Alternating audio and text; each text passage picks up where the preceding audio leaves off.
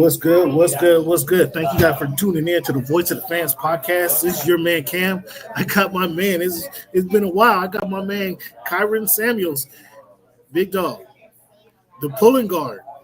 Talk to me. Talk to us about the pulling guard, man. Talk to us about the pulling guard franchise and where I know it's taking you a lot of places, but talk to me about what you guys got going on. So it's been great. I really started after I finished playing. So I played college football and then played pro football for a while. I bounced around some spring leagues and did some NFL workouts, stuff like that, and then ended up getting hurt and had to medically retire. So it was basically like, what's next? I had, a couple of degrees and, you have education, right? But sometimes you just want to do something you're passionate about. You want to do something you love. And that's kind of how I, ventured into the media space. So started talking about it, started writing for a website, kind of went belly up with that website. So I had to, I felt like I was good enough to do my own thing. So I started my own publication. I started the Substack and LLC'd it. And, I'm doing scout and consultant from that as well. I do a lot of film evaluations and breakdown, stuff like that, because that's where I enjoy it. I'm a former player and coach in that aspect. So it was definitely a little different getting into the media space because you're on the other side of it where the media is kind of quote unquote the enemy.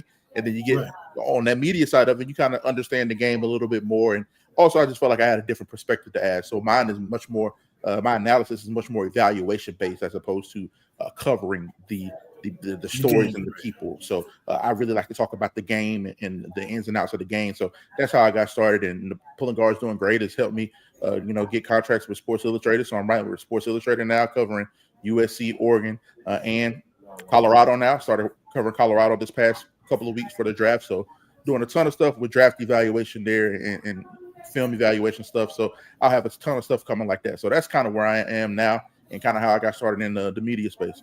Well, that's super dope, man. Coming from that angle and that perspective, former player, breaking down film, you get to educate the fans on kind of with the game, because just the average fan watching the game on Sunday at the bar, they don't know they can't see some of the stuff you see. So I really appreciate you coming on here. Let the people know where they can find you and they can see your information. Obviously, you said Sports Illustrated, but where can you find you on Twitter, on social media? Let everybody know. You can find me. I'm on Twitter the most, at Twitter X, whatever you call it, at Kyron Samuels, KYRONSAMUELS, and that's where you find most of my stuff. I post analysis there, jokes, film reviews. I do everything that I would do on my Substack. You just get for a little bit of that for free, and then my Substack, the Pulling Guard, where all my work, my official work, is there. I do some free stuff there as well. I do some free stuff and also some paid stuff, more in-depth stuff, some breakdowns, podcast reviews, full video reviews, and stuff like that. So that's where you can reach me at. I'm very accessible.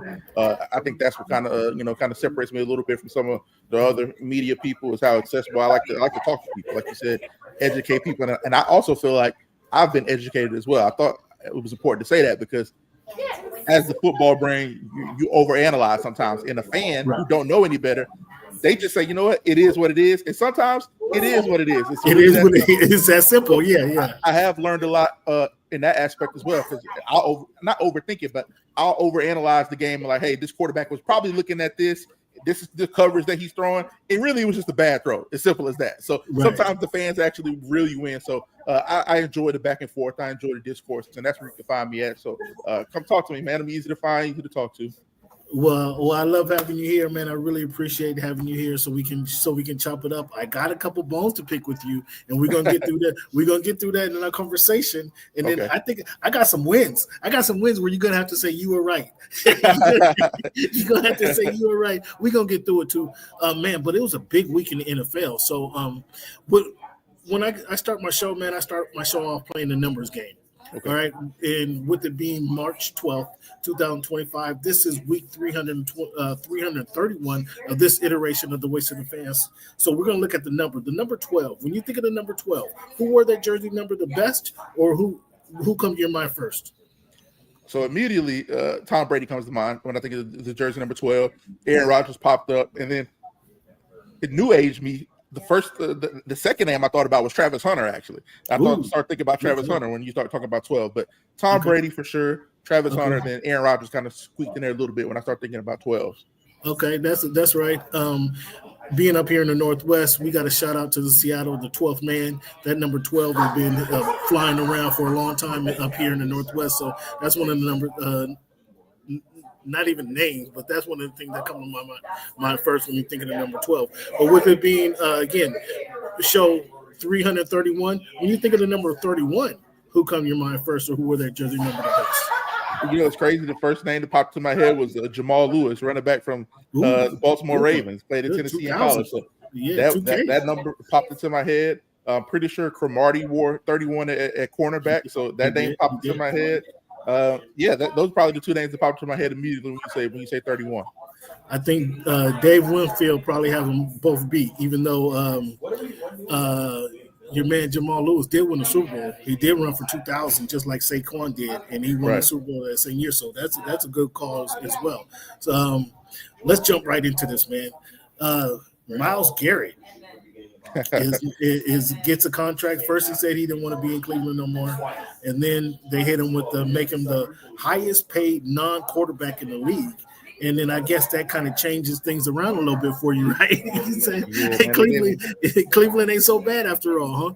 Yeah, they gave $40 million per year to stay. I mean, I think that alleviates the winning issue, because the only one thing can solve the not being able to win, and that's being the highest paid quarterback, making $40 million a year, to not have to move, to not have to relocate, learn a new system, go through. And there's no guarantee that wherever he were to land, that they would have won at that place. So you're rolling the dice anyway. If you end up winning in Cleveland, you become a legend even more than you already are. So I understand the decision to forego the possibility of joining the contender for generational. We talk about generational wealth. That's true generational wealth. $40 million per. Absolutely. So he's in a class of players. He'll next season 10 plus sacks in a season. He's done that more than Jared Allen, DeMarcus Ware, Bruce Smith, Lawrence Taylor. Only two guys who's done it more than him. Do you know who those two guys are? Let me see. Bruce Smith. Nope. He's tied with Bruce Smith, Jared Allen, DeMarcus Ware. Bruce Smith? Yep. Only two guys have done it more than him.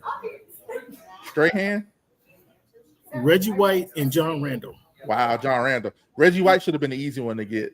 John Randall would have been tough, but I think, those are great names. You talk about anytime you're in the same breath as those guys. Just being in the category, being in that same category is pretty incredible. I mean, that tells you the kind of career he's had just up to this point, and he clearly has more in the tank. So Cleveland wanted to lock him up. I'm sure they didn't want to let him get out the door, and so let's go ahead and lock him up. And girls signing big time contracts. Let's give her some credit too. Because she's doing her job on it. Got a shout out to Nicole Lynn for doing her job. The Bills make Josh Allen, give him the highest guarantee ever, and surpassing Garrett's teammate in Deshaun Watson, 250 guaranteed, 330 mil for the contract. How do you feel about Buffalo giving him money? Clearly, he was deserving. I thought he was the MVP for most of the season. Even wrote an article about that on the Voice. You can find that on voiceofthefans.com. But do you think they were too early on that? Do you think they could have been a little bit more judicious with their money? You think they could have spread that around with their teammate, like give them some more receivers or give them some more weapons? How do you look at that Josh Allen contract? I think it's apt. I mean, I think it's right about what it should have been, when it should have been. I think this is the time you pay them. You lock them up now, because the contracts are only going to get more ridiculous from here. I mean, you look at the market last season when Tua and Herbert and Lamar and all those guys got paid. People thought those were absurd numbers. And then you look at it now, Tua's like the 11th highest paid. Jalen Hurts is like the 9th highest paid. Lamar's in that 7-something range. The average per year is only going to go up. You look at a quarterback like Dak Prescott is the highest paid quarterback, making $60 million a year. Jared Goff is in the top 3. He's making 50-something. So when you can get these guys especially a quarterback like Josh Allen, I was a Lamar MVP guy. I am a Mahomes over Allen guy. But Josh Allen's don't grow on trees. That is a unicorn in every sense of the word. You have to secure that guy. And I think they've done, in doing so, it kind of frees you up a little bit to make moves elsewhere, because you know what you have to work around. You know what the parameters are now. There is no I have to prepare for the likelihood of giving Josh his money or doing this. You know what you have invested in him. Now you build the rest around, and I think they've done a solid job of doing that so far. They went out and got Joey Bosa yesterday. They went out and got some. They went out and got some other guys. They got a couple other additions that I think are going to be pretty solid for them. And if they are able to hit in the draft, this is going to be a big time for them because they are investing heavily into some of these free agents and retaining their guy Josh Allen. They have to hit in the draft. They have to hit on a receiver because I think that they have a talented core, but they lost Matt Hollins to the New England Patriots, and he's not a big name, right? But he was a guy that was very productive for them, especially in the playoffs. You saw him come up. He's a guy that made timely plays. Big body too, yeah. So you have to have another guy, or you just have to have a Keon Coleman that you've already drafted step up and live up to his potential. But I think Josh Allen earned his contract, and it was the right time for him to get it. Let's stay there in Buffalo for a minute because I thought last season when it was when they got rid of Stephon Diggs, I thought that was addition by subtraction. What we saw with Matthew Stafford once Megatron retired. Matthew Stafford, he couldn't lean on Megatron like he had for those 5-6 years that he played with them. Now he was forced to spread it around, and I thought that was the same case going into last year with Josh Allen. He was forced to spread it around. Now, obviously, Josh Allen brings a different threat than Matthew Stafford. He brings a running threat that is I don't want to say Lamar Jackson-ish, but he's a big running threat. That's part of his game. And being a Dolphin fan, I was hesitant to give Josh Allen the credit that he deserved. And I just kind of through week after week after week, he was proving me that he was deserving of that credit. He was deserving of the MVP that he won. But do you agree with that? Was he addition by subtraction once they let go of Stephon Diggs? And did you see it that way? That now he's forced to kind of spread it around. He's kind of forced to use the other talent on his team, and then obviously James Cook stepped up. Excuse me.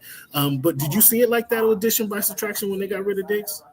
Not necessarily. I thought that losing the talent like that hurts, and you're going to have to adapt. But I think we have to give the offensive coordinator Joe Brady a ton of credit because he kind of took over towards the end of last season before he got the official title.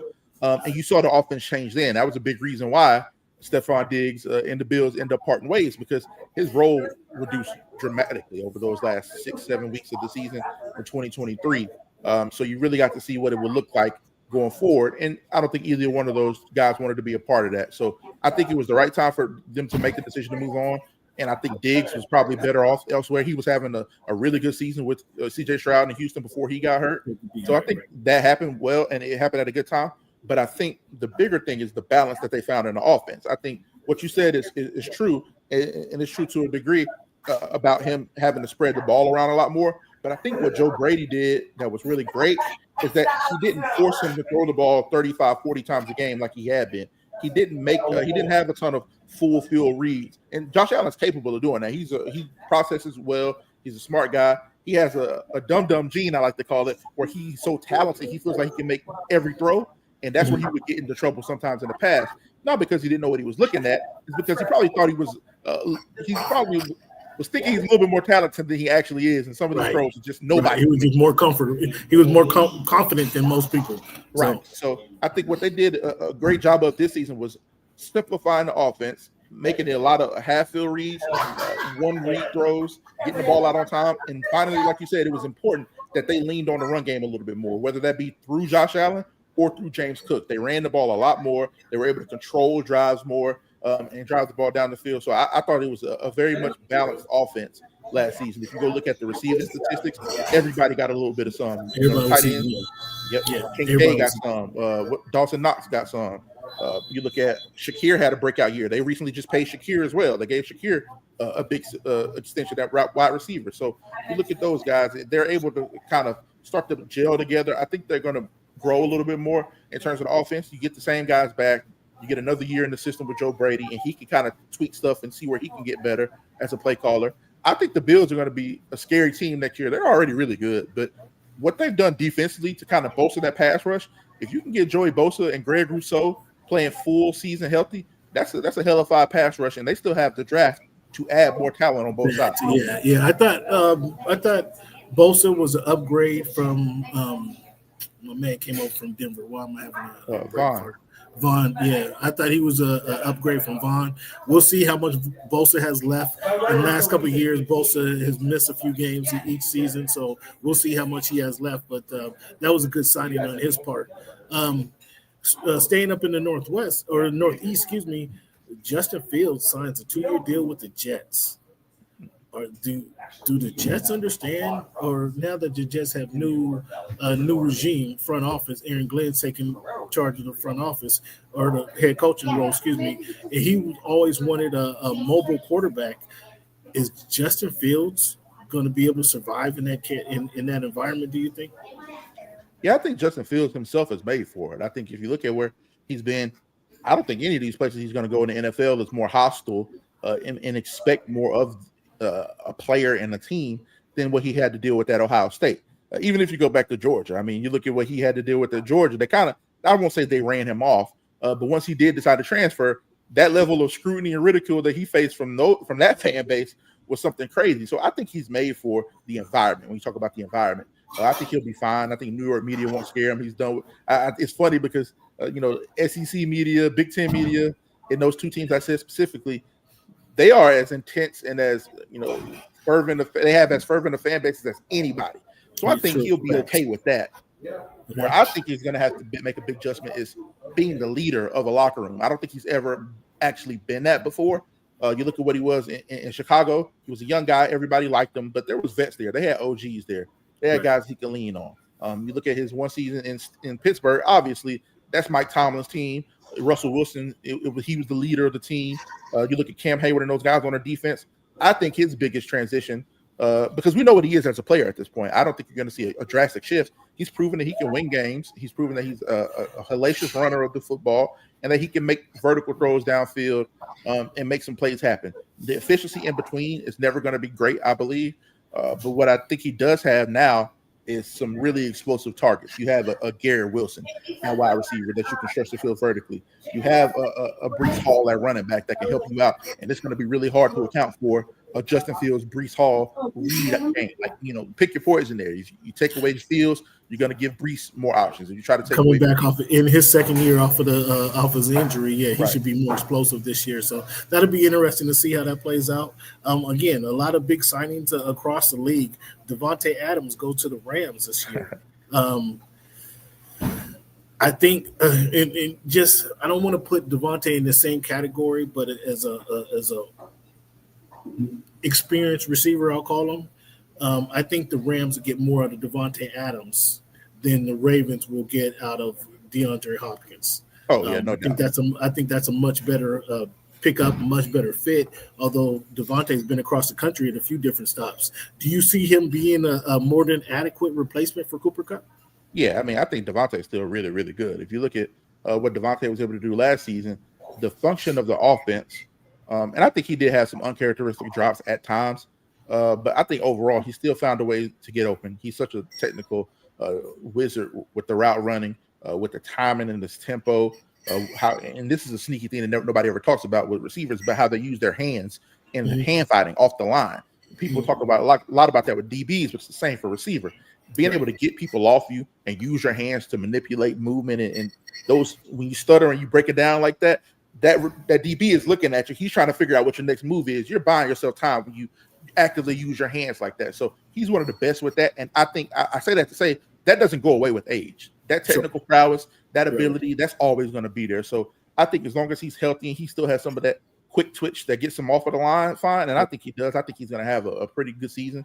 Simply because of the function of the offense. I think he's going to have a great year. And I think D-Hop is going to be solid as well. It's just such a different role. I think that Devontae is coming in. I'm not sure. Devontae's coming in to be the guy. He's coming in to be. Coming in to be. He's going to be him and Puka. They're elevated. They're going to be a top 4 or 5 receiving core. Obviously, I don't know that the Ravens are going to get. I don't know what I don't know what the Ravens going to get with Hopkins. Hopkins you have to adjust a little bit. Hopkins is long in the tooth, though. If he couldn't show us what he was capable of with Patrick Mahomes, we're going to get a lesson version with Lamar Jackson. I don't think we're going to see anything better than what he was with Patrick Mahomes. Do you? I think it's just about role. It's kind of like what I was alluding to with Devontae. I think he wasn't asked to come into Kansas City and be the guy. He was asked to come into Kansas City and play a role. And they asked him to. The way they used him was not as a decoy per se, but they used him to leverage other guys because defenses still respect D-Hop. So he commanded a certain level of respect out there when he was playing in the edges, and that opened up other areas of the field. And they revamped their offense completely as a whole. Anyway, they went from having they threw the ball a lot quick game, right? But they went overdrive with that this year. They got the ball out more than anybody quick at or behind the line of scrimmage, and the second fastest time behind the Miami Dolphins, who we know that offense is either shoot quick game or throw the ball down the field. So the Chiefs really revamped their offense to tailor it to that because people start putting those safeties back deep and taking away the vertical passing game. So I won't judge Hop too harshly. I do think he's going to be decent. I think he's going to be really good for his role. I think they're going to ask him to be the wide receiver 3 or wide receiver 4. You got Zay Flowers, Isaiah Likely, and if Mark Andrews comes back, those are the primary 3 targets. That's just how it's going to be. And if D-Hop is your 4th guy, and he's your guy that you can be able to supplement on third downs and get him in the red zone and get him in one-on-one situations, I think I was talking about this with some of my guys in the group chat, like 600 yards, 6 touchdowns. I think that's the D-Hop range. If you can get that from him next season, that means the offense is in a great spot because if he's getting that, everybody else should be able to get theirs, and it'll be hard to account for everybody. That's fair. That's a great point. That's a great point, Samuels. That's why we got you on the show, man. That's why I got you on the show because I'm thinking it's going to be that was bad money spent bringing him in. It'll be good for the coaching aspect of coaching up Zay Flowers, showing him how to run some routes. Bateman, I think it would be good for that aspect as well. But when you put it like that, he's going to be behind Andrew, behind Likely. That makes sense. That makes sense. I like that. I like that look. Okay, now here's where you have to give me some praise. Why did the Steelers? I know we bantered back and forth on Twitter about Naji Harris. Now the Steelers elected not to re-sign him. Why did you think they elected not to sign him? And do you think he's going to have a rebirth when he gets back to California? Well, I think they elected not to sign him because, one, it's expensive for them for what they're trying to do. They're trying to revamp the entire offense. They're trying to go out and get it looks like they're heavily in the Aaron Rodgers sweepstakes. And if you're heavily in that's surprising too, by the way. But keep going. That is super. It's surprising, especially because I always felt, but it is and it isn't. I'll say it isn't because Mike T loves veteran guys. He loves Russ. He loves those veteran presence. But I think it's surprising because of the cost. And I still think Aaron Rodgers has plenty of good football left in him. I think as long as he's motivated and he's in the right situation, and I think the Pittsburgh is a great situation because the defense is going to be great as long as Mike Tomlin is there. They're going to have good to great defense. But I think the cost that it's going to come at Aaron Rodgers, I'm saying this with no inside information, only based off history, but he's going to command a steep penny, even if it's for 1 year, or even if it's a 2-year deal or 2-year deal with the option after the first. Like, he's going to command some bread. So unless he takes a significant pay cut, that's the surprising thing to me. But I think when I say that, I think that they're trying to clear a little bit of space for a guy like that. We've seen what they just had to pay for DK Metcalf. It looks like, it's like you said, they're cutting costs where they can. They feel comfortable with Jalen Warren. They feel comfortable. They went out and signed Kenneth Gainwell. So you have Gainwell and Warren, which to me it's a little bit redundant, but that's not a terrible thing. If you have two guys with similar skill sets that don't really have too much of a drop off from either, right. I think that's a positive. But I think what worked well with Warren and Naji is that they were two different styles. Naji was getting hit in the backfield and grinding out tough yards, and he was the short yardage guy. And Warren was a change of pace back that can get you some of those yards, catch the ball well out of the backfield as well.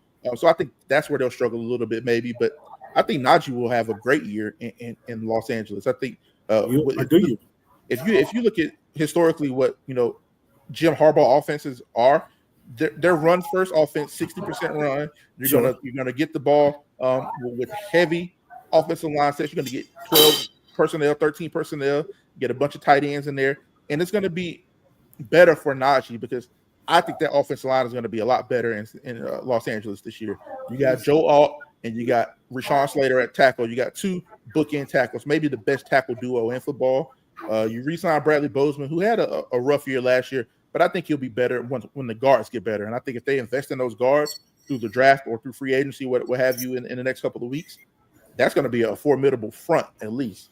And then you look at the Chargers just signed back Mike Williams. So whatever he has left, he's still a vertical threat. So vertical threat with Mike Williams, you have your intermediate short threat with Ladd McConkey. I think the identity of the offense is shaping up well. And he'll have a tough role because he's going to get a lot of carries and he's going to get a lot of tough yardage. But I think it's a role that he'll do well in because it's what he's always done. So as long as he's healthy, he's never missed a game in his career. He's played in all 17 games, even though he's come out of some of those games and been out for the rest of that game. He's played in all 17 games his whole career. So as long as he's on the field, I think he'll hit that 1,000-yard mark again. I think you'll see him get to that 1,200-yard all-purpose that he's reached every season again. Now, when you say 1,000 yards, now 1,000 yards was good, obviously, when we were playing 12 games this season. 1,000 yards was excellent, was still good when we were playing 14 games this season. Now we're up to 17 games a season. Right? Is 1,000 yards what it once was? Yeah, I think it is because if it was so easy, you would have more people doing it. One, and two, he did it in 16 games all 4 seasons. So if it's the extra game definitely adds a little bit more. It gives you an opportunity. But he did it in 16 games played, I should say, because I think 2023 he got hurt in the first quarter of a game and he came out and he didn't reach it until week 17. But 16 games played. He only played 16 games to reach it each year, and he's had 1,200 all-purpose yards. He's not just a running back that's barely hitting 1,000 yards. He's also a serious threat in the passing game. Out the backfield, yeah, sure. What'd you say? Yeah, catching passes out the backfield. You're right. Yeah. So I'm going to pull it up real quick because he's not just the guy that helps you out of the backfield. He's one of the leading receivers on the team.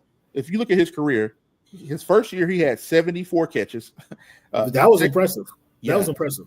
41 catches the next year. Took a dip. Only had 29 in 2023. But this year he had 36 catches for 283 yards and a 7.9 average. So if your running back is giving you 7.9 yards per reception, that's an added benefit to the game. So I think Naji, what the thing with Naji is you look at it, it's aesthetically unpleasing. I will be the first to admit that. It doesn't look good. It's very ugly.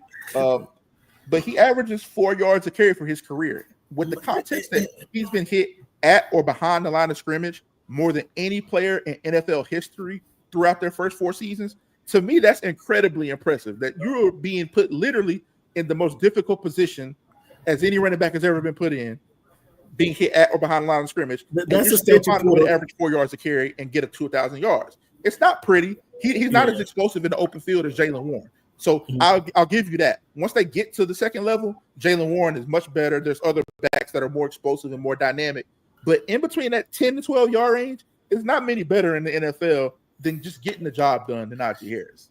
That's the stat you threw at me is getting hit behind the line of scrimmage and then still able to and still be able to pick up that 4 yards per carry. Yeah.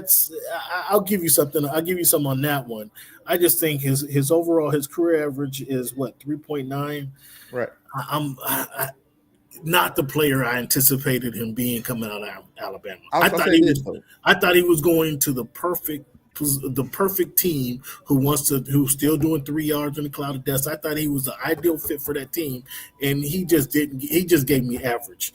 I don't think he gave me anything impressive, and I'm surprised the Chargers signed him. Well, I'm surprised to a point. I know, as you mentioned, Harbaugh wants to run the ball 60% of the time. I get that. And they're rebuilding their offensive line, so they got a lot of young studs on there. Maybe he'll have a rebirth there. That'll be interesting to see. That's definitely something I'll keep my eye on this season is what Naji Harris is doing for the Los Angeles Chargers. That's definitely something I'm going to keep my eye on. I'll say this before we get out of here. Like, an average back would not be as good as Naji Harris is in terms of statistics production.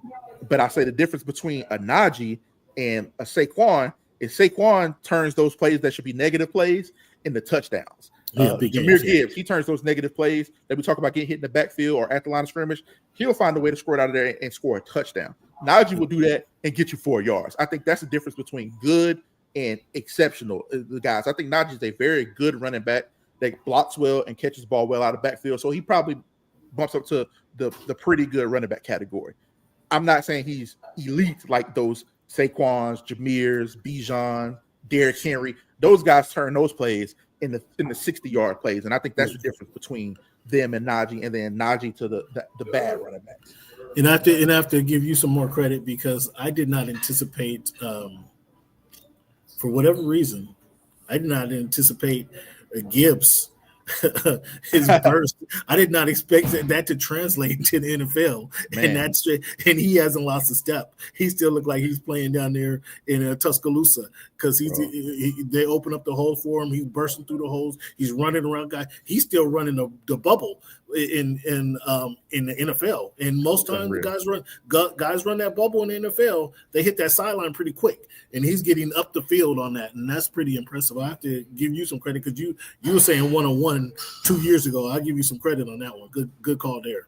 Yeah, I mean he's nasty because I was kicking my head at Alabama when he was there because I couldn't believe he didn't get the ball more. He would only get the ball 10 times a game. And I understand when you had Bryce Young and you had some of those guys, and Bryce Young was going absolutely crazy, but I couldn't believe he wasn't getting the ball more. So a lot of people were shocked that he went so high, and I wasn't, because every time he touched the ball damn near, it's a 10-yard gain. I've never seen so many explosives from a player that didn't get the ball a lot as Jahmyr Gibbs had at Alabama. And like, you can't teach that elusiveness. So super happy for him because he's about to break the bank this coming up season. Detroit's gonna, if they know what's good for them, and I think they do, they're gonna do that. What do you think about DK going to Pittsburgh? Is that for the second round pick? Seattle is doing a whole bunch of different stuff that I can't quite understand fully, but sending DK to Pittsburgh for a second round pick, fortunate for them, they got a second round pick. But how do you think? And obviously, this depends on the quarterback they get for his happiness. If Russell was still there, he'd get the deep ball. Now that if it ends up being Aaron Rodgers, he's going to get every ball.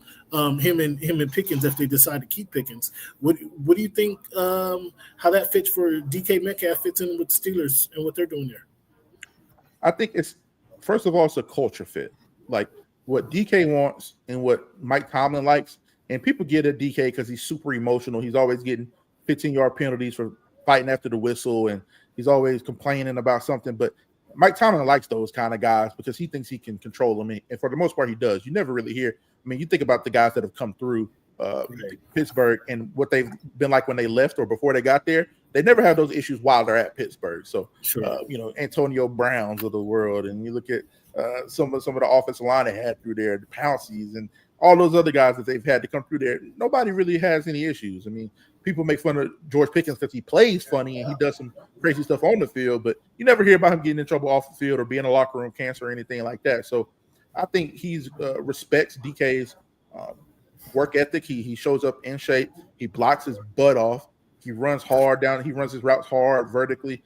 He's going to get you yards after the catch. I think it's a toughness fit. I think that matches. The thing that I have is that you're just doubling down on the skill set, though. I think, he's a better blocker than Pickens. He's probably a little bit more refined in terms of his work ethic than Pickens. But at the end of the day, the bottom line is they give you a lot of the same in terms of skill set when we're talking about actual on-the-field play. So I think they're just doubling down on the skill set. You're going to have two of those guys now, and it's kind of like, pick your poison.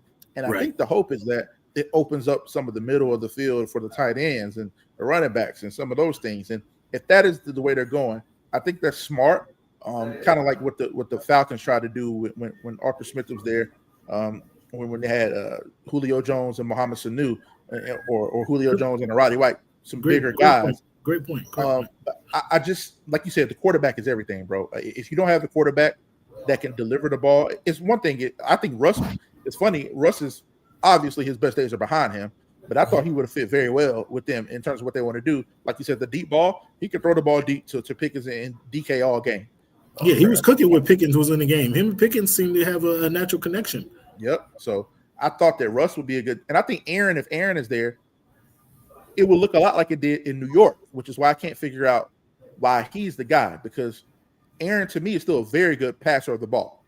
He is still a very talented thrower of the football. You look at his numbers from a raw statistic standpoint, he was the top 10 to 12 quarterback in the league. He had good numbers last year. I think he just had too much control. He was too full of himself. Yes. Now he's going to have to come in this place, and he's not the leader. He's just going to be the quarterback. And that'll be a different environment for him. Yep.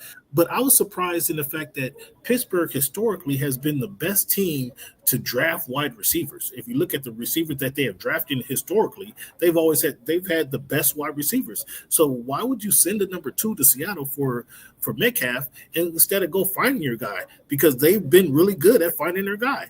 That's kind of surprised me, but I guess you take a known commodity versus a draft pick either way. That's one way to look at it. That was just surprising on my part. What's your thoughts on that? Yeah, well, I think the thing with DK is that he's 27 years old. He's a proven commodity, like you said. He's a multiple-time Pro Bowler. He has 3 or 4 1,000-yard seasons. The thing with evaluation is that if you would guarantee that your second-round pick would give you that for the next 4 years, you would take that all day. But the likelihood of that happening for you in the second round, getting a receiver of DK's caliber, is not high at all. Especially when you talk about they got Antonio Brown in the 6th or 5th or 6th 100%. But AB is an anomaly. Like sure, the Antonio Browns getting Tom Brady in the 6th round. Even the guy I'm not a big fan of this kid, but getting Purdy with Mr. Irrelevant as the last pick of the draft, that's like that almost never happens. That's like you can't bank on it. But I'm just saying history. If you look at the wide receivers the Steelers have drafted, and we'll just say the last 10 years have been more impressive than most teams' wide receivers. And so, I mean, I understand why you get the known commodity, but if there's one team in the NFL, I say go draft me a wide receiver, it'd be the Pittsburgh Steelers. So that's what I'm thinking in that aspect. I think that locking him up long term was smart. I know a lot of people are kind of up in arms about it, how big the contract was, but once T. Higgins gets his deal, and then once Jamar Chase gets his deal, and then once these young guys that are about to re-up in the next year or two get their deal, it'll be like the Tua and Jalen Hurts situation where he'll be in that 12 to 13 range instead of 10 to 15 like people think. So if they got their guy 27 years old and they still have a pick, I still think they can go get a Mecca Ibuka. To me, you go draft a guy like a Mecca Ibuka in the first round at 21 or wherever they had, because then you have Pickens, DK Metcalf outside, and then you have a really good inside guy, slot guy, in Mecca Ibuka, and Pat Fryermuth is still a very good receiving tight end. To me, I don't think that disqualifies them from going to get a guy in the first or second round from wide receiver. But I do understand what you're saying. It is an investment, but it seems like they're in win-now mode. They're making moves that seems like they want to send Cam Hayward and TJ Watt and all those guys that are playing, Minka Fitzpatrick. They're not going to be able to keep those guys around forever. I think they're at the end of that road. I think the next year or two, we're going to see a couple of those guys hang it up. So I think they're trying to go all in, and I think that's why you might see the Aaron Rodgers push. Something I've been saying for a long time on the show is Mike Tomlin's a good coach. I'm not gonna shit on Mike Tomlin at all. But this record where you haven't had a losing season in the last 9 years, he at the same time he hasn't won a playoff game in 9 years. So it's about time for them to win some playoff games. So I think they're making that push, as you mentioned right now. The Seahawks, as I mentioned, Seahawks are going crazy. They're doing a bunch of stuff right now. Geno Smith to the Raiders for a third-round pick. That's equitable. I think, and then I think they have a swap pick in the 6th or 7th with the Raiders late in the draft. What do you think about Geno to the Raiders? Do you like that move? And then where does that put Seattle? The Seahawks signed Sam Darnold. I don't know that I'm a big fan of that move because we saw Sam Darnold put up. He had a great season with the Minnesota Vikings, but they had the best wide receiver in the game, or arguably one of the best wide receivers in the game. He was playing with a great coach, Kevin O'Connell. He's not going to have that same talent. Addison was a beast for Minnesota. All he's left now with is Jackson Smith-Njigba, who's not a bad receiver. He's a high quality receiver. I get it, but now you take away Lockett and Metcalf. What are you expecting out of Darnold? Darnold is not that guy where he's not the, what do they say, the force multiplier. He's not just going to change because he's under center, change the whole fortune of the offense. What's your thoughts on this? Well, I'll start with Geno because I think that's pretty straightforward. It's getting back to his roots, right? He started with Pete in Seattle, and I think that the Raiders are just looking for stability. I do not think this is the long-term option.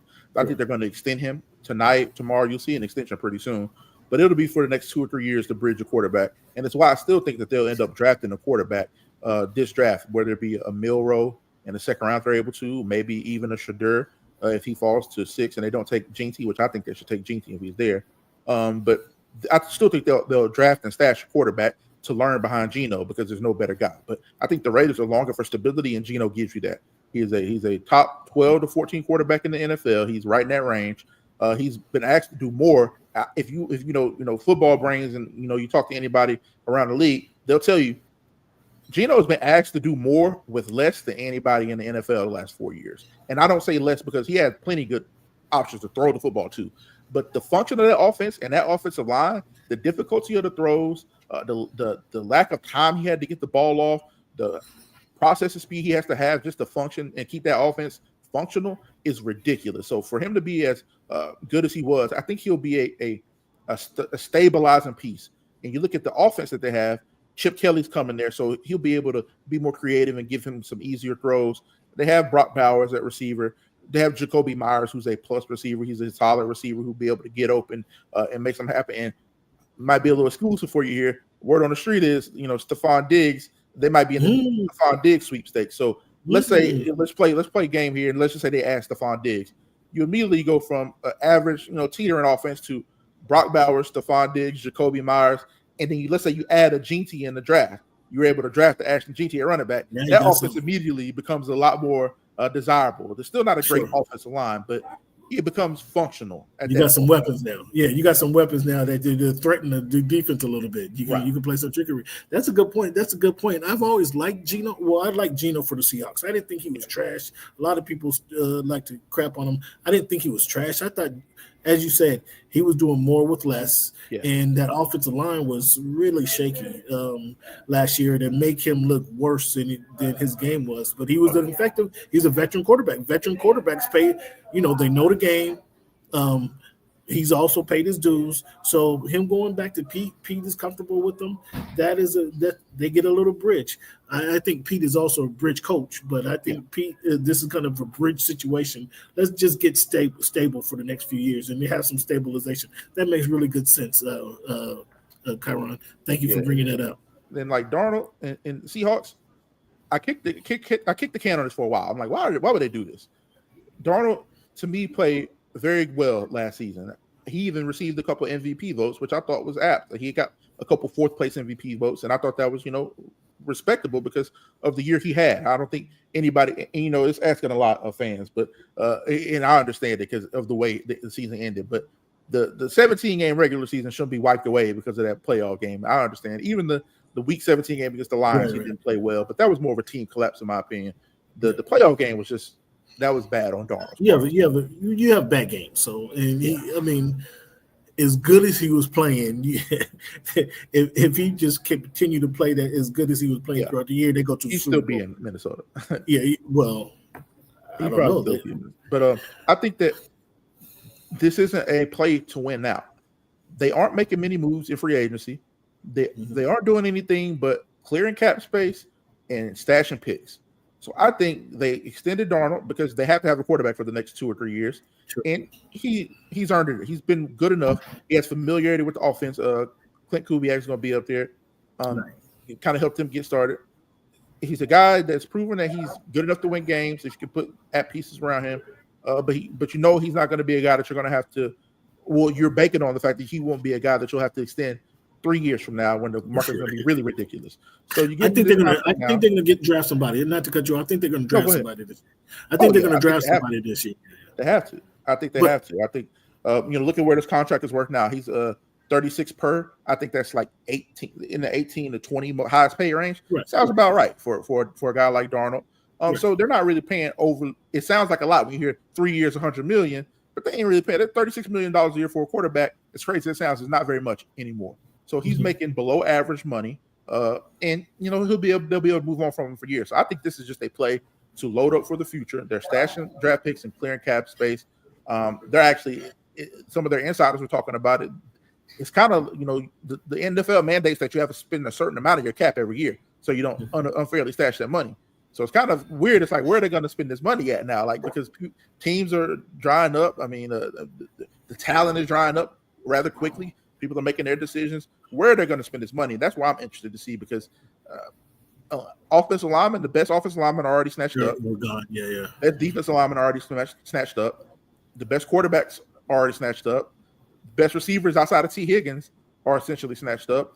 I don't really see a ton of money to spend anywhere else. So they're going to have to give somebody a sizable contract or give one of their current players a sizable extension. A boost, yeah. So it's going to be interesting to see that. But I think they're punting for the next couple of years. I think they just want somebody that can give them average to slightly above average quarterback play and be competitive. And they're setting up for the long term. That's what I feel with Seattle. So that's the Darnold play. Talk about the Bears and what the Bears are doing. They signed a guard, 2 guards, and a center. I really like what they're doing, as well as the Commanders, who went out and traded for Laramie Tunzel. They got Kinlaw from the Niners, and they get Deebo Samuels. I like both of those teams and what they did this season or this offseason. Who had the best offseason between those teams, in your opinion? Well, if I'm ranking, I think the Bears have had the best so far. I think the Vikings have had the second best, and then the Commanders right after that. But I think the Bears, man, in terms of team need, I don't think anybody fulfilled that better than the Bears have so far. Going out and getting Joe Thuney to play left guard. That is an all-pro, maybe a potential future Hall of Famer. He's protected Tom Brady and Patrick Mahomes. He knows the ropes. He's just coming off of an all-pro season. It's not like he's the guy that's on the back end or not playing well. He's coming off of an all-pro season. He's still that guy. Yeah, Jonah Jackson at right guard, who's a former Pro Bowler, who played his best football in Detroit with Ben Johnson. So he's going back to his former coach, former Pro Bowler. You get a talent there. And Drew Dahlman on the inside at center, who's a Pro Bowl talent there. I think they did a fantastic job of solidifying the front, because the tackle position wasn't terrible. I think Darnell Wright is a very good young tackle at right tackle there. So I think they have 4 stamp pieces up there up front right now. I think from left guard to right tackle, solidified. This is where I think they're going to, have to make a choice in a draft. Are they going to rock, with their guy at left tackle and Braxton Jones? I think when he's playing at his best, he is a plus starter in the NFL. He's a guy that is not. I think Taylor Decker's a better player because he's more consistent, but I think you can get some of the same benefits out of him. Or would they draft a left tackle? Maybe a guy in Armand Membu from Missouri, maybe if Will Campbell from LSU is still there, if Kelvin Banks from Texas is still there. I'm interested to see what they're going to do in the draft, because I think adding a guy like Ashton Jeanty, I keep going back to Jeanty because I'm talking about teams that have everything else figured out pretty much on offense. Right. The Bears have the receivers. They have the receivers that are going to be there. They can still add there, but Roma Dunze, DJ Moore at the very least are going to be there. And if you could add a Jeanty there to kind of bolster that running game, I'm telling you, man, I think that, especially, look at what they did on defense. They went out and added Grady Jarrett, a defensive tackle. I think that is a defense that is going to be a lot better this year, closer to what they were in 2023. And that offense, man, and Ben Johnson is who we think he is. Mm-hmm. The Bears can have a year next year. Amon Ra from the Detroit Lions said it on this podcast. He was kind of He started to get a little concerned because he said like he was a little nervous. He was a little nervous. He was like, they're in the division and they're making moves. Yeah, man. And I think that if you look at the way they lost last year, some of them were decisive games, but they lost a lot of close ball games last year. I'll just go back to the 2 Detroit Lion games. Overtime, last play of the game. You look at the Packers game. The first one, they lost on the end of the game kick. The second one, they won at the end of the game. Both Vikings games, down to the wire. You look at the Commanders game that flipped the season for both of those teams. Wasn't a pretty game, but they found a way to take the lead, and only reason they lost because of Hail Mary. They didn't get just dominated all season. They competed with a subpar roster, in my opinion, in clearly subpar coaching, until Thomas Brown and those guys were able to kind of stabilize it a little bit. And that's when you saw Caleb start to improve a little bit towards the back half of the season. But that's true. I think they'll be fine. And the Commanders, great job. They did what they needed to do, getting Larry Tunsil for Jaden Daniels. They got him another receiver in Debo to kind of get some of the quick game stuff that Cliff loves to do. Still got Terry McLaurin.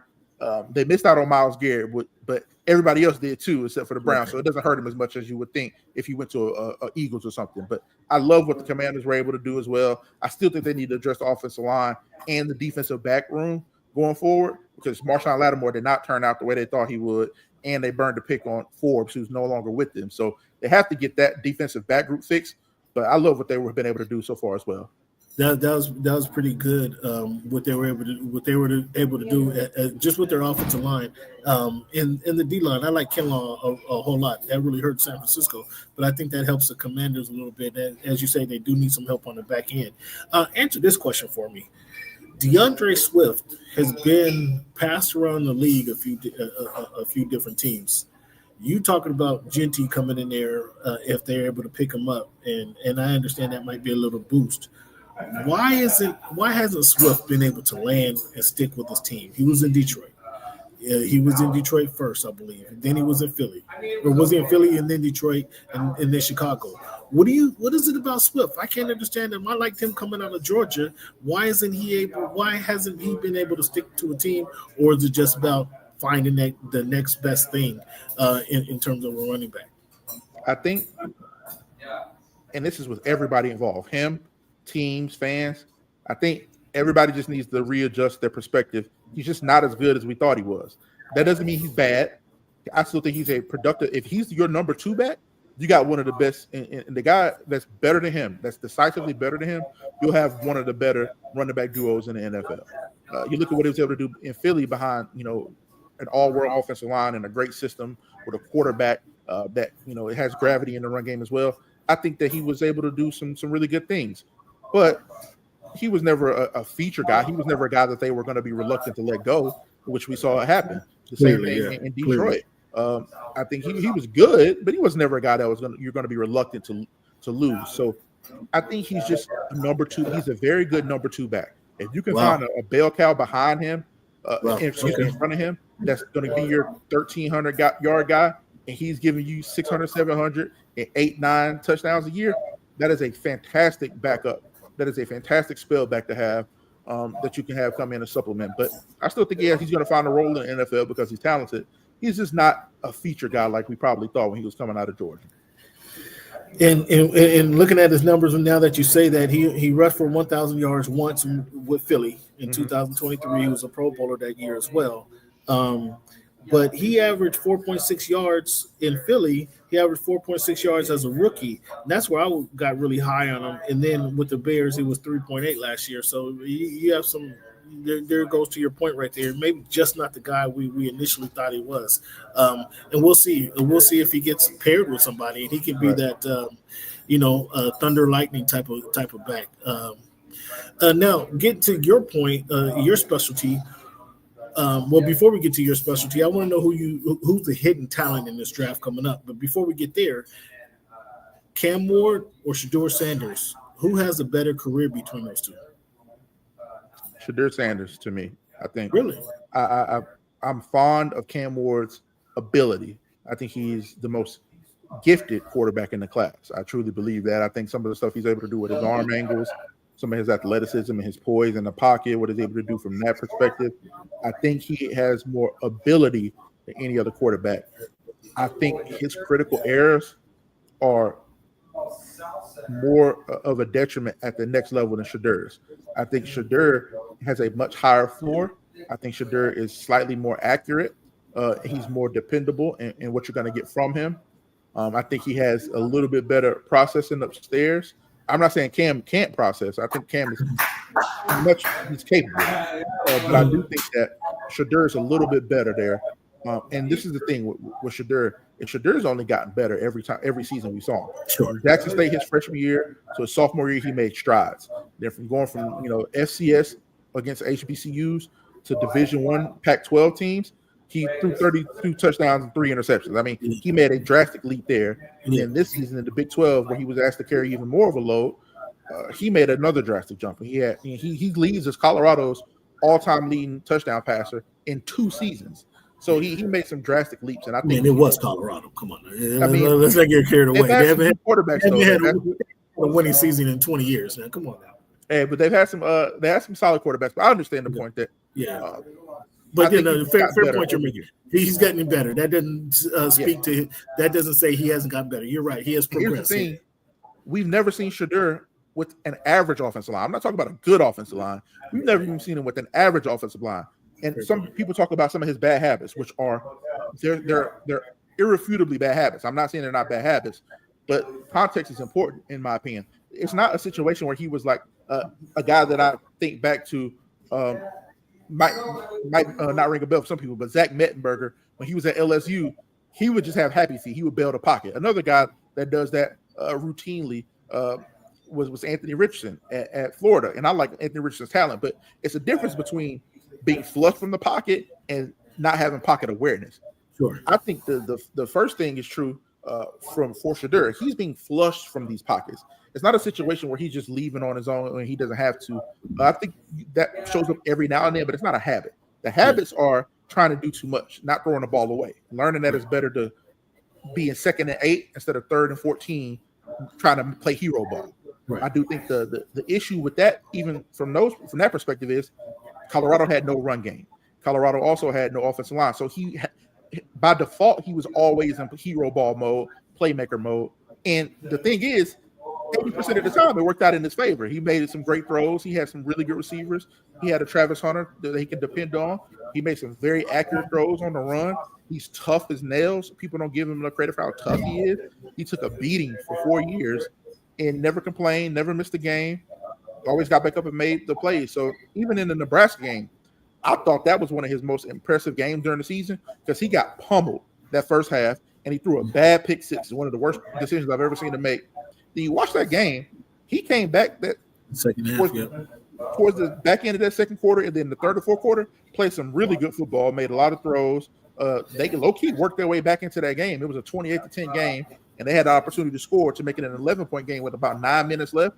And, college football, we've seen crazier things happen than an 11-point swing in 9 minutes. So I was impressed with how him and Travis worked through that game, and that's just I talk about their football character. So I think Shedeur doesn't get nearly enough credit as he should because of his last name, how braggadocious the Sanders clan is, and everything that you talk about when you talk about the chains and the watches and all this. That's always going to rub some people the wrong way. It's rubbing a lot of people the wrong way because they're talking about him slipping, which is so. That's the only reason he would slip. So I think a lot of that is just because the Sanders name. I mean, we love it when other guys did it. When Cam Newton was braggadocious, I'm not likening Shedeur to Cam Newton. I think Cam is in a different class. I'm just saying we look at guys like that. We look at Johnny Manziel's of the world, the Baker Mayfields of the world, grabbing his crotch, to the other side. I'm just saying, like, I could point to a history of a bunch of quarterbacks having a quote unquote certain level of arrogance or swagger. I think if Shadeur's name was Shedeur Samuels or Shedeur Johnson, Johnson. It would be debate. He'll be a top 3 quarterback. I think everything else surrounding Shedeur in the storm around him is kind of bringing him down a little bit. But I think what people have to keep in mind is pay very little attention to these reports because there's 32 NFL teams and only one can draft you. So 30 of them can hate you, but if 2 like you, 1 can trade up for you and get you, or 1 can say, no, I want to keep this guy. Yeah, not everybody's going to like every guy. Not every analyst is going to agree and have the same perspective. But Shedeur is very much well liked by a lot of NFL teams. I've talked to personnel and scouts myself. Talked to some coaches myself. I've been at the Senior Bowl and been able to talk to some people. Shedeur is well liked. I talked to the East West Shrine operators themselves where he went to that game and he was supportive for his Colorado teammates. And they said nothing but they spoke nothing but highly of him.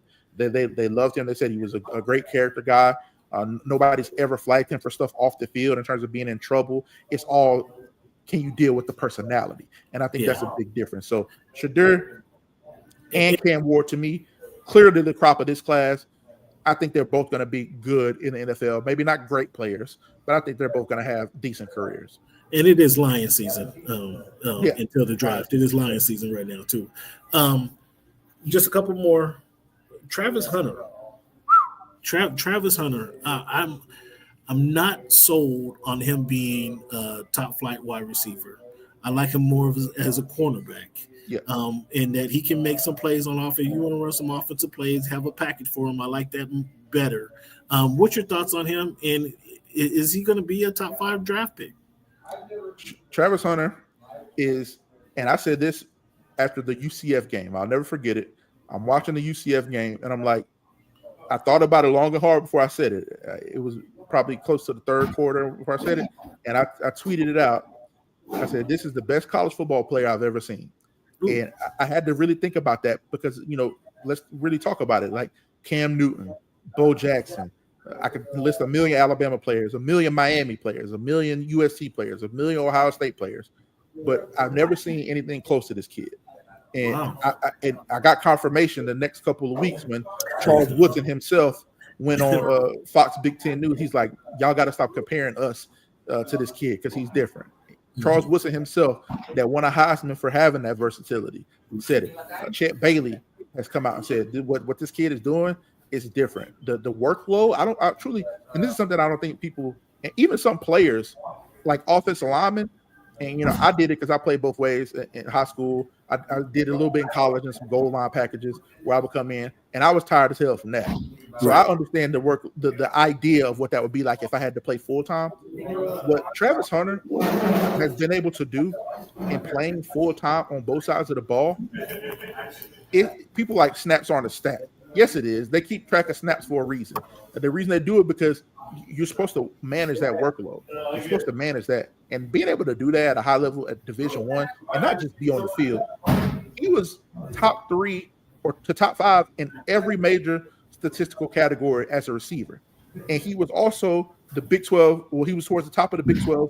I don't want to misquote it, but I believe he led the Big 12 in pass breakups. And he was in the top 3 or 4 in interceptions. But he was the best cornerback in the Big 12. He was an All-American cornerback. He was an All-American wide receiver. He won the Biletnikoff Award. Right. He won the Max. I mean, he didn't win the Max, but he won the Heisman Award. He legitimately, to me, is a better wide receiver. If you talk about going to the NFL, and this is, I'll say this, but I think he's going to have his value is at cornerback because those guys are so much harder to find. It's so much harder to find an elite cornerback with those ball skills and those instincts and that range and that speed. It's incredibly difficult to find that. To me, he's like a hybrid of a Richard Sherman in terms of if you get him in a zone team and let him just play off the ball and be a kind of like a little bit of a cheater and robber and cheat over and get those interceptions, take the running back away in the flats and get back. He's that type of guy that has some of that ability, but I think he's more fluid of an athlete than a Richard Sherman. So I think that can have that type of impact defensively. And I also think that if you throw him out there a receiver, he'll be 1,000-yard receiver year one in the NFL. I can see that because he doesn't have the most dynamic route running ability yet, but I think he just hasn't showcased it because he wins so easily off the line. Right. Okay. He's such a great athlete. He wins easily off the line. He beats you with quickness in the slant, the quick game. He beats you vertically up the field. He had the third highest contested catch rate in college football. He had the third lowest drop percentage. I think that was the most impressive thing to me was his ability to catch in traffic. Yeah, to catch with somebody on him. Even if you can shake that guy, that was the most impressive thing to me. But you said he's going to be he can be 1,000-yard receiver first year. Yeah, year one, no matter where he goes. But I think that's like the beauty of it. But because I was the type of player, and this is the thing I talk to anybody else that was a coach or a player. Nobody can tell you that they don't think Travis. Well, you can tell us that you don't think it, but you can't tell us that Travis Hunter can't play both ways full time in NFL because we said nobody could play both ways full time in college.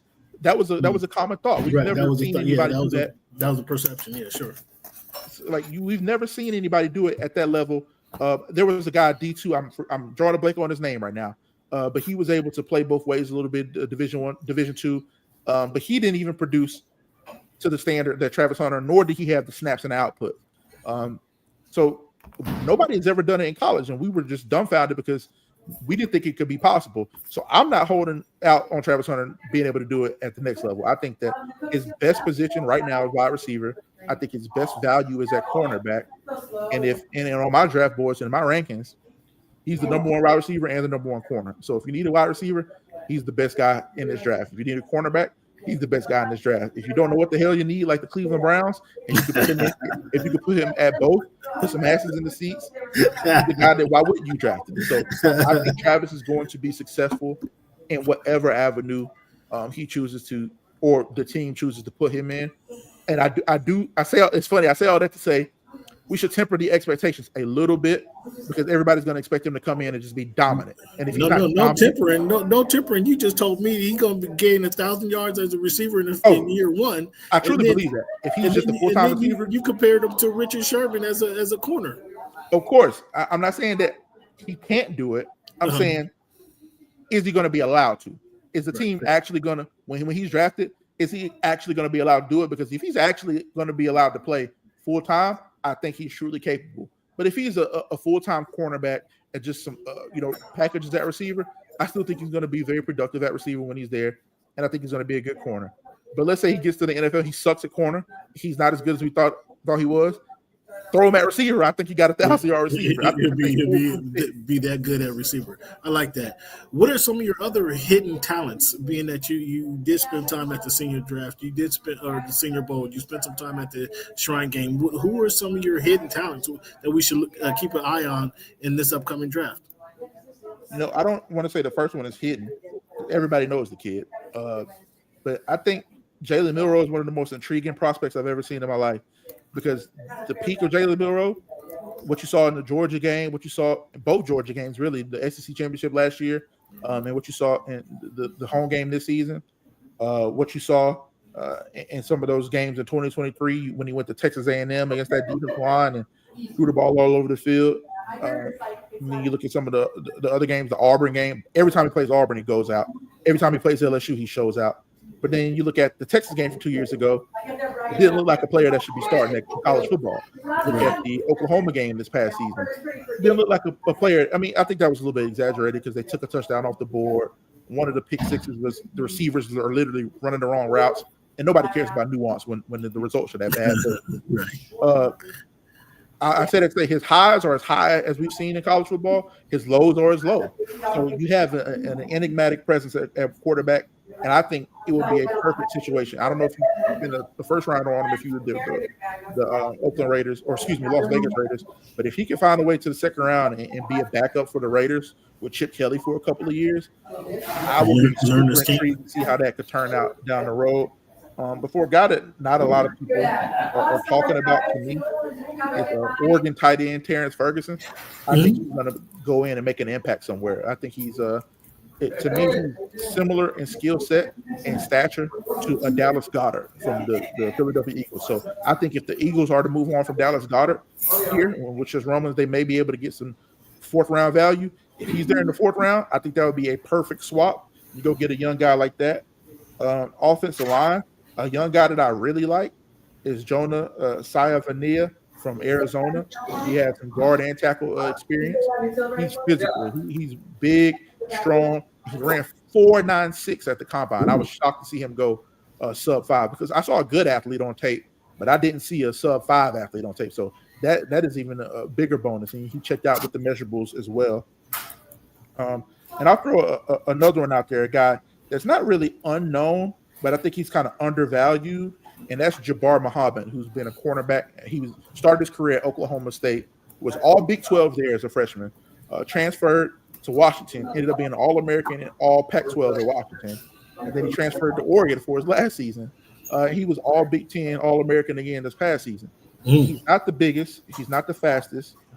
He doesn't have the best measurables, but he's a guy that I think is going to find a home. I think he'll be able to play nickel or maybe outside corner. You may be seeing him play outside corner still, but I think he's going to have a good career. I think he's going to be a guy that's going to be able to help you pretty early.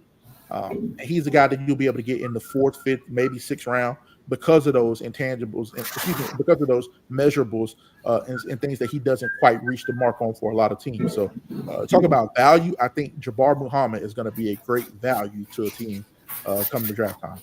Well, that's some guys that we need to keep our eyes out, fans. Kyron, I want to thank you once again, man, for tuning in. I'm not going to hold you all night. Let the people know once again where they can find you on social media. Find me at Kyron Samuels on Twitter, X, whatever you call it, KYRON SAMUELS, and on the Pulling Guard at Substack. You just type in the Pulling Guard, and it'll pop up, and I'll be posting a lot of stuff there. But appreciate you for having me on, man. I enjoy being able to just come talk ball instead of having to break down a bunch of other stuff or talk about other stuff. So I appreciate you having me on. I had a good time doing this tonight. No, we're going to do this again, man. I appreciate you for coming on once again. Thank you for your time. I'll give you a nice round of applause for coming on, and we're going to do this again, big dog. Nice seeing you again. Take care. Hope all the family is well, man, and we'll catch you before the NFL season starts, maybe right after the draft to kind of see where things fall a little bit. Likewise, man, with your family. Hope everything's going well with y'all, and I'll see you after the draft. We can do that for sure.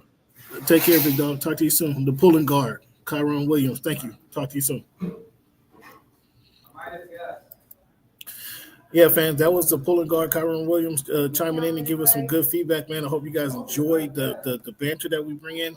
That's something I try to do. I want to keep going on the show, just bring you some feedback, some analysts, or some thoughts from different people around the country. This is one guy I met when I was down there in Alabama, just talking football, and obviously you see he got some good feedback, and we just kind of ran down kind of what's going on in NFL this week. So I appreciate you guys for tuning in, and looking forward to talking some NBA here pretty soon. But before we get to the NBA conversation, I want to run down my This Week in History segment, fans. This Week in History segment, and I just want to educate some of the fans on some of the stuff that happened back in the day. 3/13/1779, the pioneer settler of Chicago, John Baptiste Point de Sable, a native from Santo Domingo, Haiti, was the first to build a permanent settlement in the mouth of the river just east of the present Michigan Avenue Bridge, just north in Chicago. He settled and developed Chicago, essentially.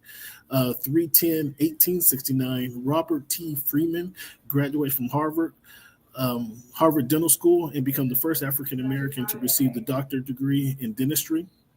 3/10/1969, James Earl Ray pleads guilty in a Memphis court to killing Martin Luther King Jr. He was sentenced to 99 years in prison. It's still, it's a fable now. Did he actually kill him? But he was sentenced. March 11, 1959, Lorraine Hansberry, Raisin and Son, was the first Broadway play by a black woman, opened in Barrymore Theater with Sidney Poitier and Claudia McNeil in the starring roles. Excuse me. March 12, 1945, New York became the first state to establish Fair Employment Practices Commission. March 15, 1999, Maurice Ashley, Jamaican immigrant, became the first African-American chess player to attain the ranking of International Grandmaster, receiving the ranking. Only 500 in the world has attained that ranking, so kudos to him. March 18, 1933, Unita Blackwell became the first black woman mayor elected in Mississippi, was born in Lula, Mississippi. March 4th, 1990, born Suriname, Caribbean, then called Dutch Ghana, Jean Metzler, immigrated to the United States where he invented the shoe lasting machine, which increased capacity for the shoemakers who were then limited to output before he came along was limited to 50 shoes per day. Now they do 700 daily. So he increased production tremendously. March 4th, 1965, 3,200 people start the start of the third and final successful civil rights march from Selma to Montgomery, Alabama. Well, again, we're just talking to Kyron, who's from down there in Alabama. That was an interesting walk. Again, that was after the Bloody Sunday, and they finally completed the march. March 4th, 1980, March 4th, was this 5 years ago, 2020, Rudy Gobert playfully touched the mics and recording devices of Jazz after a Jazz post-practice press conference. Shortly after that, the league was shut down due to COVID. You all remember that. March 4th, 1995, George Foreman loses WBA title, refusing to fight Tony Tucker. And that's our This Week in History segment.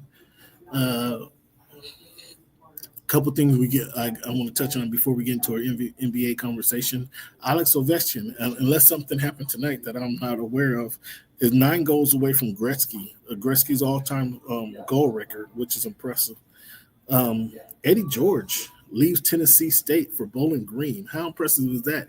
Eddie George does his thing at Tennessee State, now is getting some shine and moves toward Bowling Green. So that's pretty cool. Tiger Woods ruptured his Achilles tendon here recently.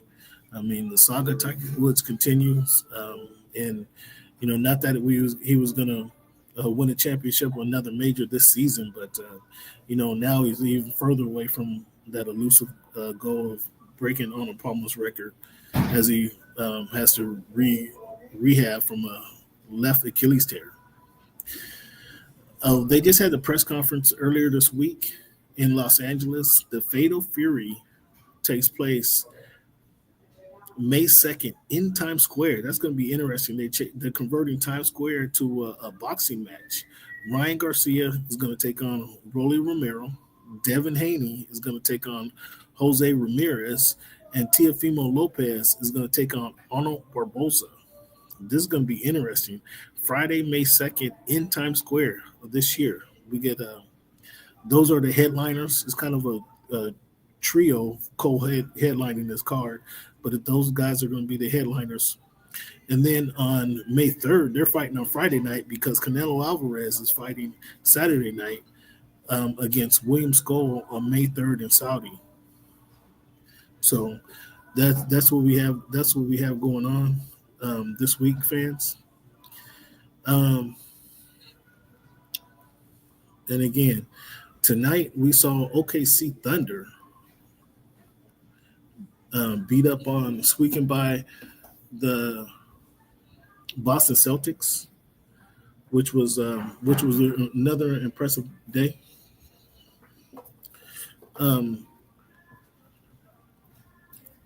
Excuse me. So these Thunder, I mean, I got money on the Thunders winning the championship, getting to the championship anyway. But these Thunder are doing their thing. What do you guys think about these Thunder?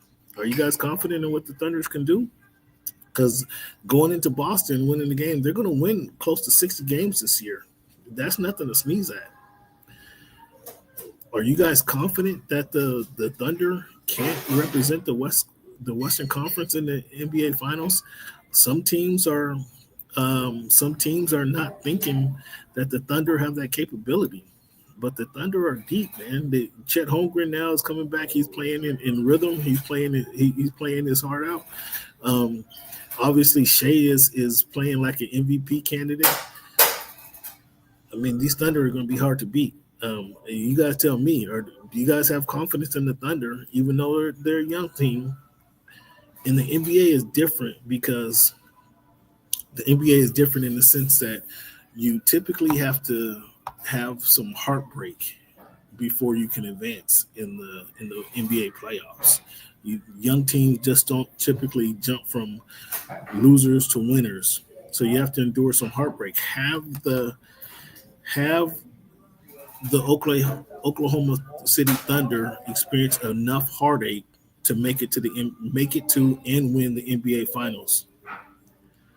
I think they have. I think last year, losing to Dallas in 6 games, I think gave them enough heartache. 3 hours, happy hours that shake SGA versus Jokic to win the NBA MVP. See, I said this back in December of 2024. How many people? I know those two are in the running. Joker. Speaking about Joker, with his 30. What do you do? 30, 21, and 22 a couple games haven't been done before. That just hasn't been done before. How do you register that? 30 points, 31 points, 21 rebounds, 22 assists. This dude is just doing everything on the court. I mean, everything on the court. He can't be denied. But Shai Gilgeous-Alexander has more 40-point games this season than anybody's had in 2 years. He's ready, man. Shai is ready. I have 3 hours, happy hours that Shea SGA versus Jokic to win the MVP. I said this back in December. Here we are in May. Has anything happened to that we don't have the confidence that will happen? I don't think so, fans. I don't think so. Again, the Nuggets and the Thunder, they split games here earlier this week. Thunder won the first one. The Nuggets came back and won the second one. I think these really are the two best teams in the Western Conference. Now that LeBron is injured, that Lakers are probably going to take a step back. Memphis is going to be there. Memphis won their 4 games in a row. After losing 3 games in a row, Memphis has now won 4 games in a row. Are they ready to take the next step? They have a couple young guys who's contributing. Gigi, they got Jalen Wells who's contributing. Are they ready? They have some heartbreak to experience as well, but how much heartbreak can they take? And talking about the Memphis Grizzlies, we got the king of Grind City, Mr. Mike Wallace, joining us now. Mr. Mike, Grind City, what's good? Mike, hey, what's going on, man? Mike check. Yeah. Sorry for a little bit of delay right there, man. I had to get back to the office here in the arena from the locker room. So fresh off the locker room after tonight's win over the Utah Jazz, and I'm right here with you, man. Good to be with you. No, good to be. Thank you. Thankfully, you can join us, man. So talk about now Memphis is 4 in a row now. And I was just mentioning to the fans that typically in the NBA, teams need to experience some heartache before they can win titles. You've seen that down there with the Heat. They had to experience some heartache before they actually broke through and won some championships. Are the Grizzlies ready to or have they experienced enough heartache? I'll let you answer that question. They certainly have experienced some of those battle scars that you're talking about, right? They didn't get to the Western Conference Finals yet, you know. That's something Minnesota got to last year. That's something that Dallas got to last year. I don't think either one of those teams are going to repeat a run to the Western Conference Finals this year. But certainly when you look at teams that are in the West with the core players that they've had over the last handful of years, no team has more continuity than Memphis right now. So they finished second in the West twice, and both times they ended up going home early in the playoffs. And they feel like this is the year that if they can go into the playoffs healthy, they have a shot. Now, you know, Oklahoma City doesn't have a lot of battle scars, right? You know, Houston doesn't have a lot of battle scars, but certainly teams like the Lakers, Golden State, you know, Denver, those teams do. So we'll see where it goes from here because it's wide open right now. Oh, he says it's wide open. Wide open after Oklahoma City, but because Oklahoma City hasn't proven that they can get that far yet, they still have that hurdle to climb as well. So I think Oklahoma City, and that was kind of before you tuned in with us. That's one thing I was saying that Oklahoma City losing to Dallas last year. Obviously, Dallas is not going to be a factor this year, as you mentioned. But losing to Dallas in the fashion that they lost to Dallas last season, I think kind of gave them. They built some callus up, and you see them. SGA is having an MVP type season this year. Is that enough callus, do you think, for the OKC Thunder to get to the even Western Conference Finals and then get to the NBA Finals? Do you think? I do think Oklahoma City is because if you look at their body of work all season long, they played to their system, they played to their style. All of those guys know their roles. You know, going and getting Hartenstein from the Knicks gave them an extra big body to go alongside. You know, Chet Holmgren, and then, you know, when you talk about Alex Caruso. Don't forget about Caruso. Yeah, a tough-minded guard to help bolster that backcourt that's already really good. You know what I mean? Yeah. When you talk about Wiggins and Jalen Williams and, you know, obviously SGA, you got guys coming off the bench, Isaiah Joe, Kasem Wallace. I mean, they just have so many different guys that they can throw at you in waves. And then Lou Dort, you know, on the wing right there, you know, is certainly a formidable guy as a two-way player. They have what they need. It's just a matter of when they get to that level. They've never been in that water that deep before. And that doesn't mean they can't swim when they get there, but they certainly have something to prove. So let's talk about those Grizzlies now that you covered the Grizzlies. Mike Wallace, let the people know where they can find you on social media. Yeah, no question at all, man. You can find me on social media at, Grind City Media. At Grind City Media, where you can get all of our work, all of our shows. We got 3 daily shows, 4 weekly podcasts. and a lot of cool stuff, beyond just basketball and NBA.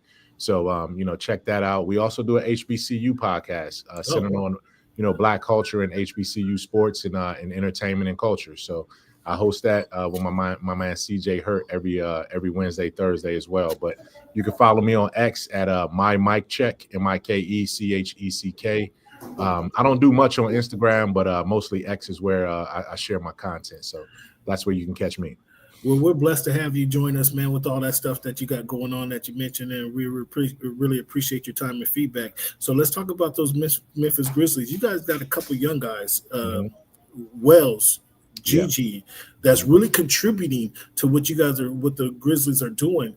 How do you see their production, even though they're young guys, how do you see their production either plateauing or elevating in the playoffs? Well, they're going to get opportunities. I mean, this is something that, again, you're not going to go away from Jalen Wells, the rookie second-round pick, 39th pick overall. He's been starting for the most part ever since the first month of the regular season. So, he solidified that role, and he's not giving it up. And, you only have a month left, and, no one has unseated him yet. So, I think he's going to be a factor. Now, he's hit a little bit of a tough stretch. Even during this winning streak, the Grizzlies just won their 4th game in a row. He hasn't scored in double figures in either of the last 2 or 3 games. So, there's certainly ways that he can be a little bit more effective, but he's still showing up defensively, and he's finding his way. You talk about G.G. Jackson, another guy who elevated last year when the season got away from the Grizzlies. All the key guys were hurt. G.G. emerged. He got himself an NBA standard contract, another second-round pick, who's a young, dynamic 6'9", wing, 3-4 type player.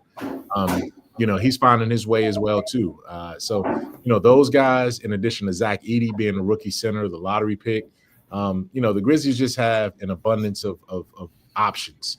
And, their bench has gotten better. They have one of the top 3 benches in the NBA in terms of production.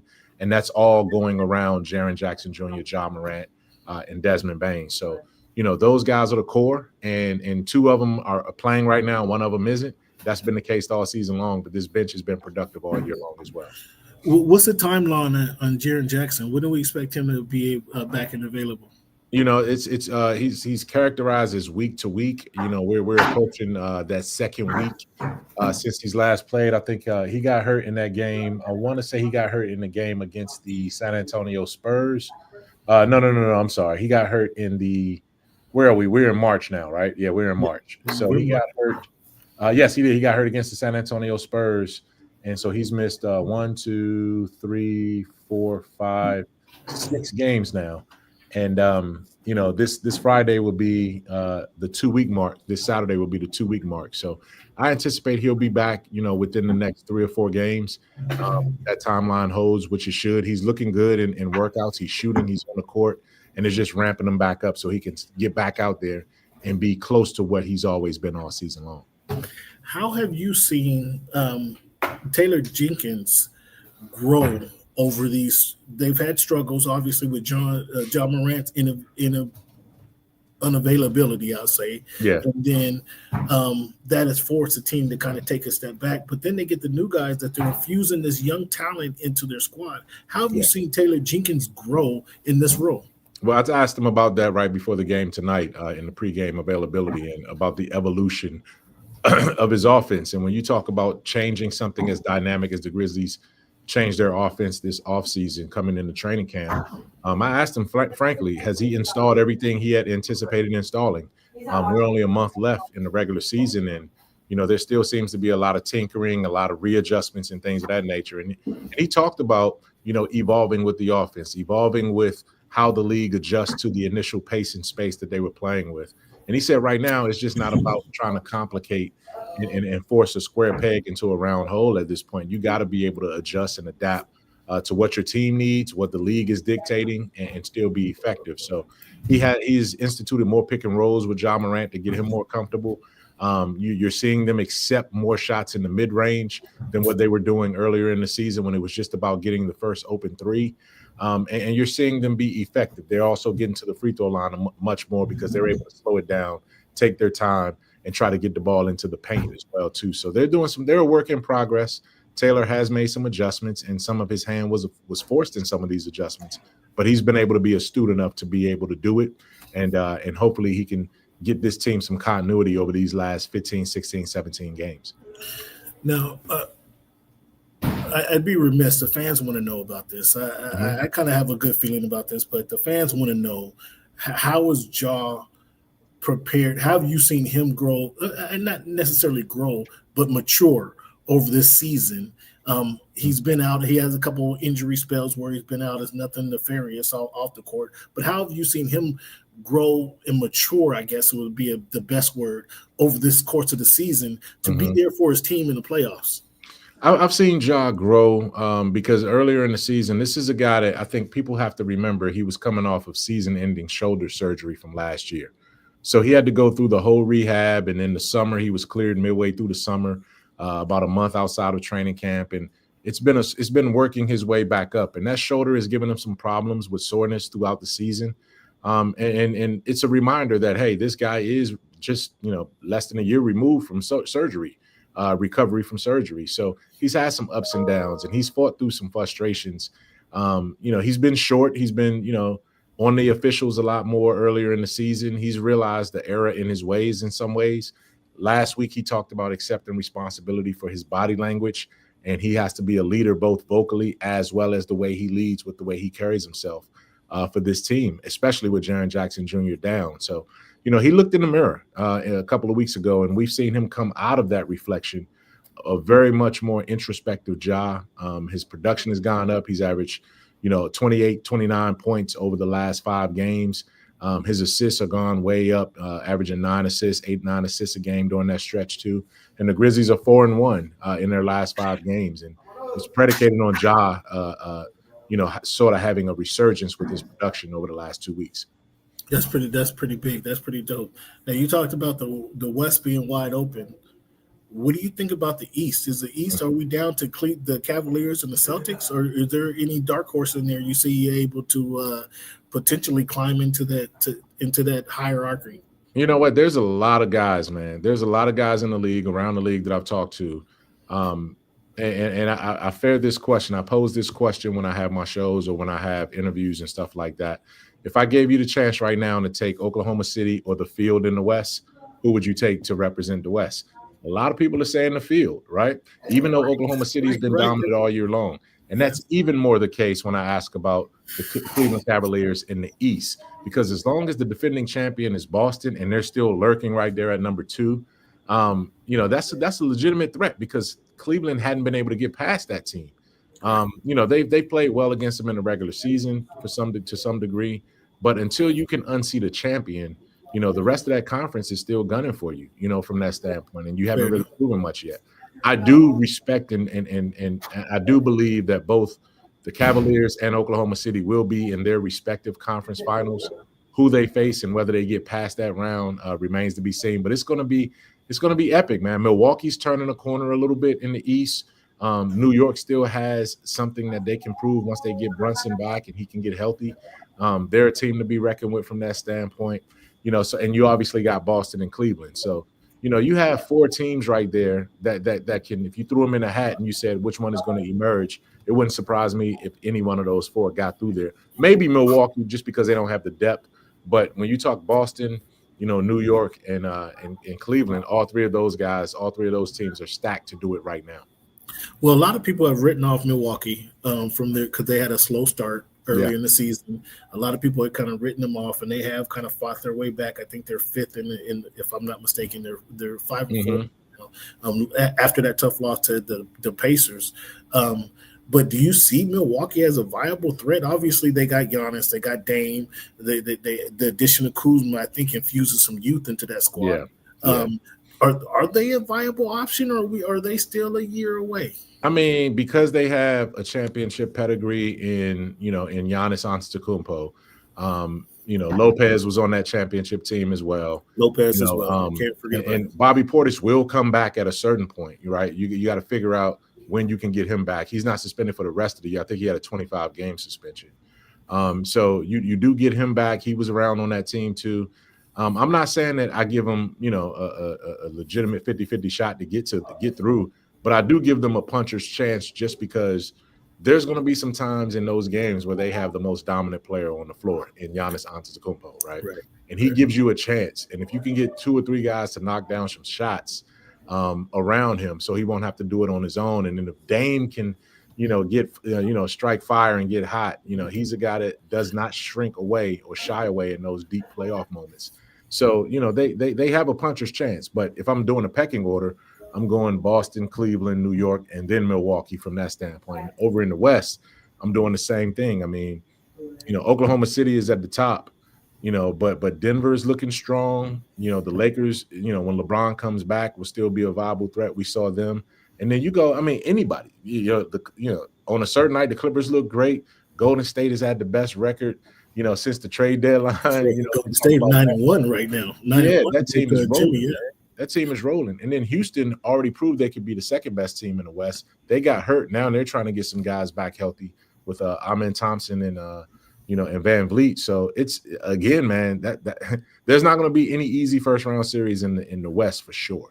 So what I'm hearing from you is this is an exciting time for the NBA. This next couple weeks or next couple months leading into the playoffs is just going to be exciting for the NBA. I'm going to hit you with this before I let you go. I missed you at the All-Star festivities. The All-Star festivities. But some of the talk that emerged from the All-Star weekend was this one-on-one competition. Mm-hmm. One-on-one competition. Do you think this is a viable thing that the NBA could tap into, a one-on-one competition with the NBA players challenging each other to play one-on-one game? Is this legit? I don't think the rank and file of NBA players will be willing to do it. I think so many guys are too cool. They make too much money. They got too much branding to risk going out there and getting beaten by one of their peers in a one-on-one situation. I don't think it'll happen. And if it does happen, I don't think it'll happen where you have the top 20 players involved in it. You know what I mean? I just can't see it from that standpoint. So, again, there's one solution to the All-Star fix. USA versus the world. Simple as that. That's the only way you're going to get the kind of pride that you need. You don't want the USA guys to feel embarrassed, but that the world is caught up with them. But frankly, the answer to that question is yes. The world has caught up with the USA in terms of players. Because when you think about, look at the MVP discussion. No, you're absolutely right. Top 2 guys, 3 of the top 4 guys are all foreign-born players. Right. When you talk about, SGA is Canadian, obviously Jokic, where he's from, and then you got Giannis Antetokounmpo. None of those 3 guys are American-born players. So then what do you do from that standpoint? So I do think the world is caught up in the elite player level. And, that's the only way I think you can salvage the All-Star game is go USA roster versus the world roster. Well, the only problem with that is that the world is going to be top-heavy, where that 6, 7, 8, 9 guy isn't going to be an all-star caliber player, where there is 12 to 15 all-star caliber American players. Yeah, you think so? You think so? I mean, we can go through, man. I could put together a world roster right here. Let me just pull up the standings real quick. I could put together I just gave you 3 guys. But yeah, obviously you got Giannis, you got Joker, you got SGA. Yes, where you gonna go?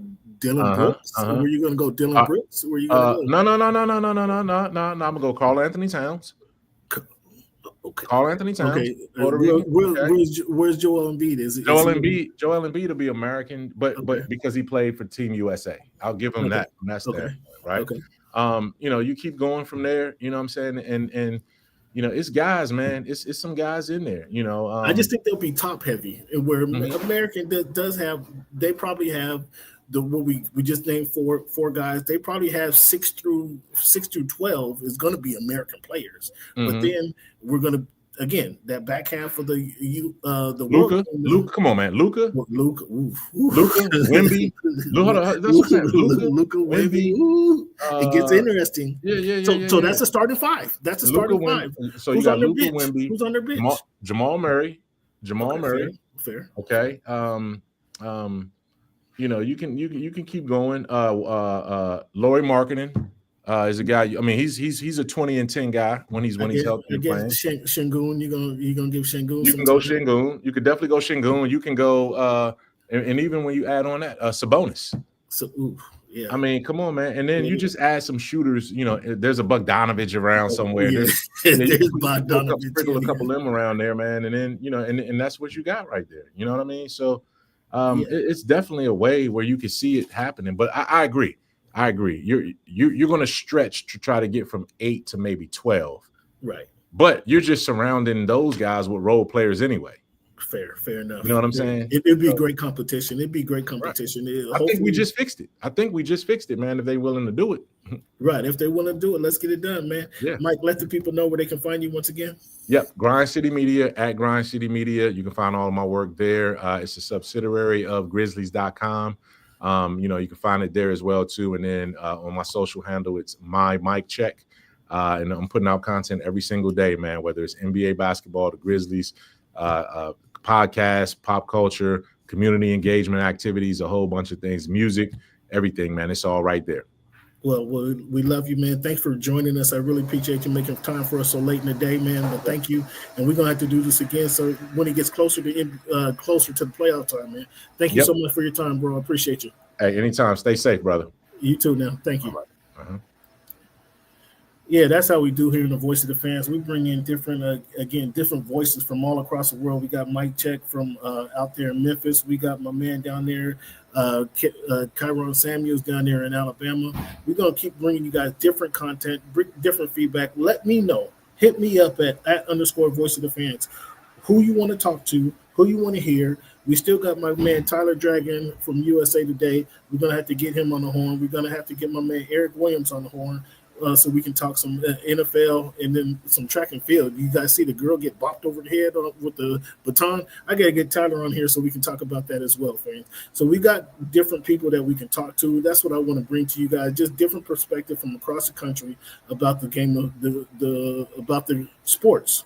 Not one particular game, but about sports. We can dive into it any way you want to, fans. So I really appreciate you guys tuning into the Voice of the Fans podcast. And I gave you this week in history. I want to end the show with the quote for you guys. And this quote here: if you aim for nothing, you'll hit it every time. Fan, you got to know what your mark is. Shoot for your mark, target your mark, and go for it. And that's with anything in life. Identify your target, go for it. If you aim for nothing, you'll hit it every time, fans. So let's go ahead, target our mark, and let's go for our mark. Thank you guys again for joining us for the Voice of the Fans this week. As always, thank you for making our voice your choice.